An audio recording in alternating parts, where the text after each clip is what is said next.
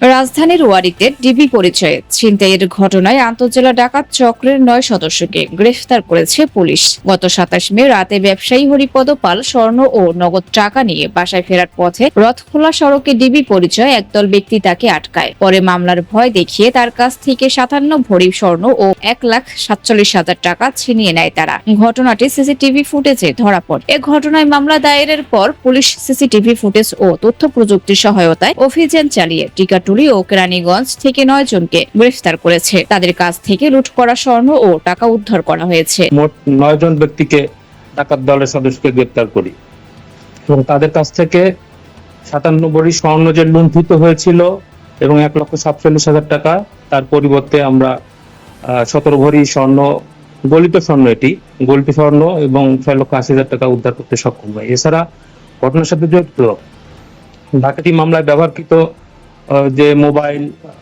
তারপর ডিবি পরিচয় দিয়েছিল তারা, ডিবি পরিচয় কোটি, লাঠি, তারপরে মোটরসাইকেল এবং যে তারা মাইক্রোবাসটি ব্যবহার করেছিল সেগুলো আমরা উদ্ধারে সক্ষম হয়েছি। সংবাদ সম্মেলনে পুলিশ আরো জানায়, দীর্ঘদিন ধরে চক্রটি মূলত ডিবি পরিচয়ে অপরাধ করে আসছিল। ঢাকা মহানগর বিভিন্ন থানা, মানে ডিএমপি বিভিন্ন থানায় তাদের বিরুদ্ধে প্রায় একই ধারায় মামলা রয়েছে।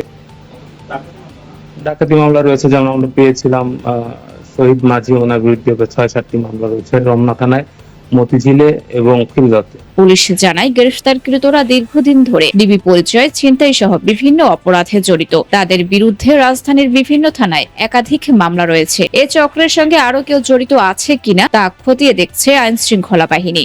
সানিয়া খান, তালাশ বিডি, ঢাকা।